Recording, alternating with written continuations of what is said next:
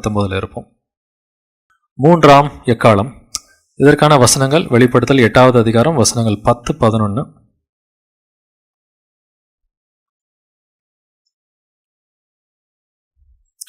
மூன்றாம் எக்காலம். இதில் என்ன நடக்குது? தண்ணீரில் 1/3 கசப்பாயிற்று அப்படின்ற தீர்க்க தரிசனத்தை பார்க்குறோம். எக்காலம் என்றால் கத்தோலிக்க ரோம பேரரசு மீது இயேசுவின் தீர்ப்பு. அதாவது கத்தோலிக்க ரோம பேரரசு தான் முதலாம் மிருகம். இதில் 2 ராஜாங்கம் இருந்துச்சு, மேற்கு ரோம ராஜ்யம், கிழக்கு ரோம ராஜ்யம்னு சொல்லி. இதுக்கான வசனங்கள் படிக்கலாம். வெளிப்படுத்தின விசேஷம் 8வது அதிகாரம் 10, 11 வசனங்கள். 3ஆம் தூதன் எக்காலம் ஊதினான். அப்பொழுது ஒரு பெரிய நட்சத்திரம் தீவட்டியைப் போல் எரிந்து வானத்திலிருந்து விழுந்தது. அது ஆறுகளில் 1/3 மேலும் நீரூற்றுகளின் மேலும் விழுந்தது. அந்த நட்சத்திரத்திற்கு எட்டி என்று பெயர். அதனால் தண்ணீரில் 1/3 எட்டியைப் போல கசப்பாயிற்று. இப்படி கசப்பான தண்ணீரால் மனுஷரில் அநேகர் செத்தார்கள். ஸோ இந்த எக்காலத்தில் என்ன நடக்குதுன்னா, ஆறுகள் மேலே இது விழுகுது. நீரூற்றுகள் மேலும் ஆறுகள் மேலேயும் முதல்ல நடந்தது 2வது எக்காலத்தில் சமுத்திரம். இதில் ஆறுகள், நீரூற்றுகள், ரிவர்ஸ் அண்ட் ஃபவுண்டன்ஸ், அது எட்டியை போல கசப்பாயிற்று. இப்போ இதற்கான அர்த்தங்கள் நம்ம ஈஸியாக புரிஞ்சுக்க முடியும். நட்சத்திரம் வானத்திலிருந்து விழுந்தது அப்படின்னு சொன்னால் அது பிரபுக்களின் அழிவு, பிரபுக்களின் நாசத்தை குறித்து தான் பேசுது. நான் சாத்தானையே ஒரு நட்சத்திரமாக தான் பைபிளில் எழுதியிருக்கிறாங்க. ஏசாயா 14:12 அதிகாலையின் மகனாகிய விடிவெள்ளியே, நீ வானத்திலிருந்து விழுந்தாயே, ஜாதிகளை ஈனப்படுத்தினவனே, நீ தரையிலே விழ வெட்டப்பட்டாயே. ஸோ சாத்தான் என்ன பண்ணியிருக்கான்? He was fallen from heaven. அவனை லூசிஃபர் அப்படின்ற வார்த்தை கிங் ஜேம்ஸ்லையும் நியூ கிங் ஜேம்ஸில் மட்டும்தான் இங்கே லூசிஃபர்ன்ற வார்த்தை வரும். தமிழ் பைபிளில் இது கிடையாது. ஸோ சாத்தானையே ஒரு நட்சத்திரமாக பார்த்து தான் சாத்தான் வானத்திலிருந்து மின்னலை போல விழுகிறதே நான் கண்டேன் அப்படின்னு சொல்லி ஏசப்பாவே சொல்லார். சாத்தான் ஒரு நட்சத்திரத்தை போல விழுந்தான்னு சொல்லி. So the fall of princes, பிரபுக்களின் அழிவு, இதை குறிக்கிறதா நட்சத்திரம் வானத்திலிருந்து விழுகிறதுன்னு சொல்லி அர்த்தம். ஏசாயா 34:4 வானத்தின் சர்வ சேனையும் கரைந்து வானங்கள் புஸ்தக சுருளை போல சுருட்டப்பட்டு அவைகளின் சர்வ சேனையும் திராட்சை செடியின் இலைகள் உதிர்கிறது போலவும் அத்தி மரத்தின் காய்கள் உதிர்கிறது போலவும் உதிர்ந்து விடும். ஸோ இது ஏசாய காலத்தில் நடந்துச்சா லிட்ரலா? இல்லை, இது லிட்ரலான மீனிங் கிடையாது. இது நம்ம ஆவிக்குரிய அர்த்தத்தை தான் நம்ம எடுத்துக்கணும். சர்வ சேனைன்னு சொன்னால் வானத்தில் இருக்கிற நட்சத்திரங்கள், அது திராட்சை செடியின் இலைகள் உதிர்கிறது போல உதிர்ந்துச்சு. ஸோ இது பிரபுக்களோட அழிவை குறிக்கிறது தான் வானத்திலிருந்து நட்சத்திரங்கள் உதிர்கிறது. எட்டி அப்படின்றதுக்கு கசப்புன்னு நம்ம ஏற்கனவே வசனம் பார்த்துட்டோம். இதுக்கான இன்னும் கொஞ்சம் வசனங்கள் இருக்குது. எட்டி என்றால் கசப்பு. இது மக்களுடைய வாழ்க்கை தரமே ரொம்ப கசப்பாயிற்று அப்படின்றதான் எட்டியை போல கசப்பாயிற்று அப்படின்றத பார்க்குறோம். எரேமியா 9:15 ஆதலால் இதோ நான் இந்த ஜனத்துக்கு புசிக்க எட்டியையும் குடிக்க பிச்சு கலந்த தண்ணீரையும் கொடுத்து அப்படின்னு சொல்லி சொல்கிறாரு. ஜனங்களுக்கு நான் புசிக்க எட்டியை கொடுப்பேன்னு சொன்னாக்க அவர் எதுக்காக சொல்கிறார்? அவங்களோட வாழ்க்கையை நான் கசப்பாக்குவேன்னு சொல்லி எரேமியாட்ட சொல்கிறார். எரேமியா எண்ணத்தை குறித்து தீர்க்க தரிசன முறை தான். நேபுகாத்நேச்சார் வரப்போகிறான், உங்களை கொல்ல போகிறான்னு சொல்லி வருஷ கணக்காக தீர்க்க தரிசனம் சொல்லிக்கிட்டே இருந்தான். மக்கள் கேட்கவே இல்லை. ஸோ அங்கே தான் இங்கே சிம்பாலிக்காக சொல்கிறார் எரேமியா கிட்ட, நான் ஜனங்களோட வாழ்க்கையை நான் எட்டியை போல கசப்பாக்குவேன் அப்படின்னு சொல்கிறாரு. எரேமியா 23:15 இதை தான் சொல்கிறாரு. ஆதலால் சேனைகளின் கர்த்தர் தீர்க்க தரிசிகளை குறித்து, இதோ நான் அவர்களுக்கு புசிக்க எட்டியையும் குடிக்க பிச்சு கலந்த தண்ணீரையும் கொடுப்பேன். எருசலேமின் தீர்க்க தரிசிகளிலிருந்து மாயமானது தேசமெங்கும் பரம்பெற்றே என்று சொல்லுகிறார். கள்ள தீர்க்க தரிசிகளுக்கு குடிக்க எட்டியை கொடுப்பேன்றாரு. அவங்களோட வாழ்க்கையை நான் கசப்பாக்குவேன் அப்படின்னு சொல்லி சொல்கிறாரு. நீதிமொழிகள் 5:4 அவள் செய்கையின் முடிவோ எட்டியை போல கசப்பும் இருபுறமும் கருக்குள்ள பட்டயம் போல கூர்மையாக இருக்கும். ஸோ எட்டியை போல கசப்புன்னு சொன்னால் வாழ்க்கை கசப்பாகிறது தான் எட்டியை போல கசப்பாக இருக்கும். ஒரு பெண்ணுக்கு வாழ்க்கை கசப்பாச்சு. யார் அந்த பெண்? ரூத்தோட மாமியார் நவோமி என்ன சொல்கிறான்றதை பாருங்கள். ரூத் புஸ்தகத்தில் 1வது அதிகாரம் 20வது வசனம். அதற்கு அவள், நீங்கள் என்னை நகோமி என்று சொல்லாமல் மாறாள் என்று சொல்லுங்கள். சர்வ வல்லவர் எனக்கு மிகுந்த கசப்பை கட்டளையிட்டார். மாறாள் அப்படின்னா கசப்பு, எட்டி என்று அர்த்தம். ஸோ நகோமி அவளோட வாழ்க்கை கசந்து போனதுனால தன்னோட புருஷனும் இறந்து போயிட்டான், தன்னோட 2 மகன்களும் இறந்து போயிட்டாங்க.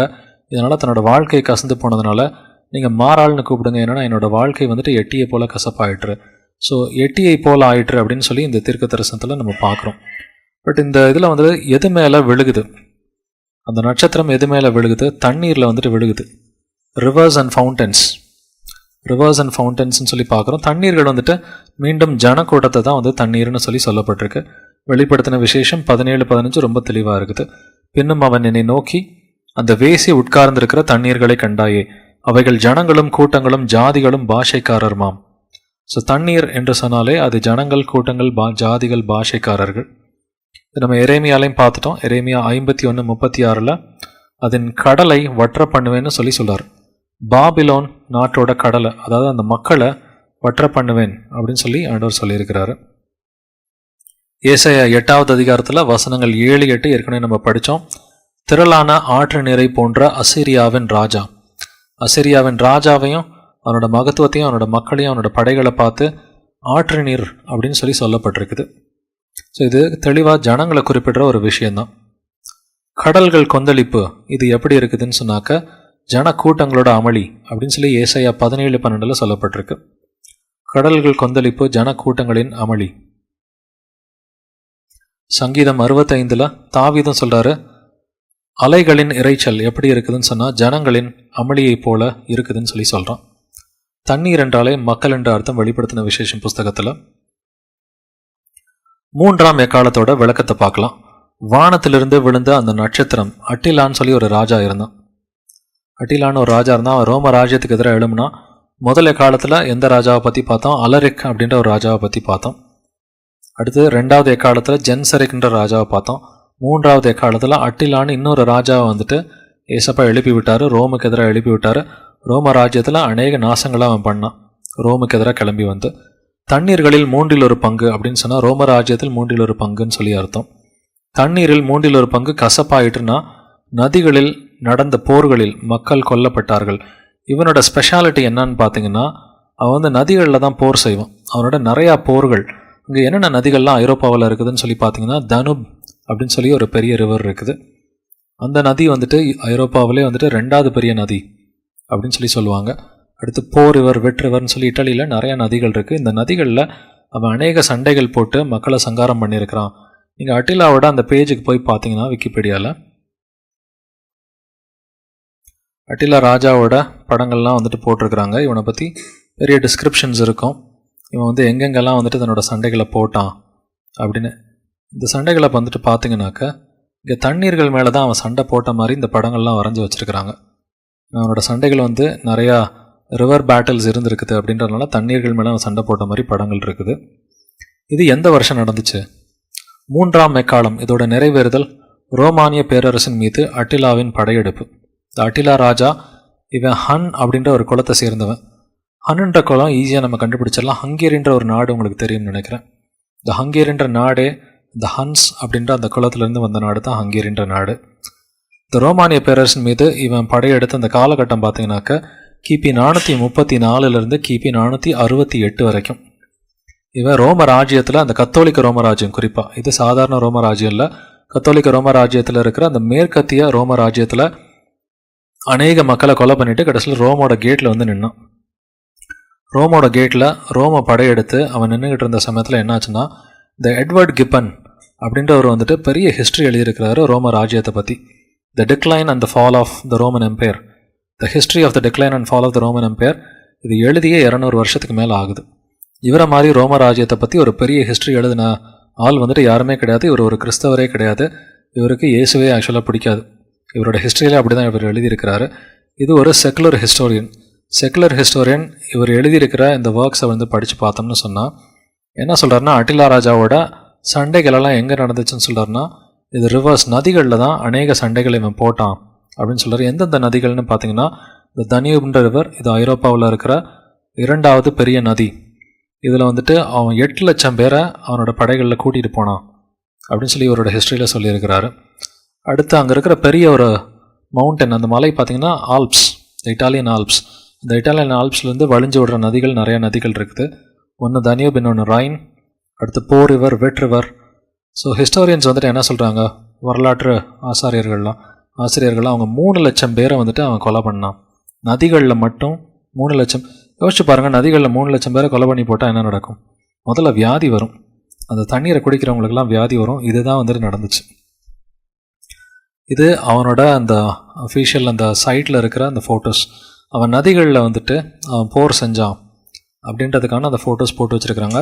இவன் எந்த குலத்தை சேர்ந்தவன் பார்த்தீங்கன்னா ஹங்கேரி, அந்த ஹன்ஸ்ன்ற குலத்தை சேர்ந்தவன். இவன் 447 ஒரு நதியில் போட்ட சண்டை, அடுத்து வெட் ரிவரில் அவன் போட்ட சண்டைகள் பற்றி, அடுத்து ஒரு போப் அவனோட காலில் போய் எப்படி விழுந்தார் அப்படின்றதுக்கான ஹிஸ்ட்ரியெல்லாம் இருக்கான். ரோமில் போய் படையெடுத்து நின்னப்போ அநேக நாடுகளை வந்துட்டு மக்களெல்லாம் சங்காரம் பண்ணிட்டு ரோமோட கேட்டில் போய் நிற்கிறான். அப்போ போப் வந்து அவன் காலில் விழுந்து, எப்பா நீ கிளம்பி போயிருப்பா, உன்னோட மகன் வந்துட்டு ராஜா வருவான்னு சரி ஒரு கள்ள தீர்க்க தரிசனம்லாம் சொல்லி அவனை கிளம்பி போக வச்சார். ரோம் தப்பிச்சிருச்சு, ஆனால் ரோம ராஜ்யம் தப்பிக்கல. இதில் இந்த போப் என்ன ப்ராமிஸ் பண்ணியிருக்கிறாருன்றது பாருங்கள். The Pope promised Attila that if he left Rome in peace, one of his successors would receive a holy crown. உன்னோட பையன் வந்துட்டு ராஜாவை வருவான், தயவு செஞ்சு நீ கிளம்பி போயிருந்த மக்களை ஒன்றும் பண்ணாத அப்படின்னு சொல்லி காலில் விழுந்ததுனால, ஸோ அவன் போப் எப்பொழுதுமே என்ன பண்ணியிருக்கிறான், ரோமை தனக்காக தக்க வச்சுக்கணும்னு சொல்லி பார்த்துருக்கிறான். ஸோ மக்களை கொல்லாமல் இருக்கணுன்றது நல்ல விஷயந்தான், ஆனால் அவன் வந்து மக்களுக்காக இதை பண்ண கிடையாது, அவன் தனக்காக தான் இந்த காரியங்களை வந்துட்டு பண்ணியிருக்கிறான். ஸோ இதுதான் 3வது எக்காலத்தோட நிறைவேறுதல். அட்டிலா ராஜா மக்களை அழிக்கிறது ரோம ராஜ்யத்தில், இது 3வது எக்காலம்.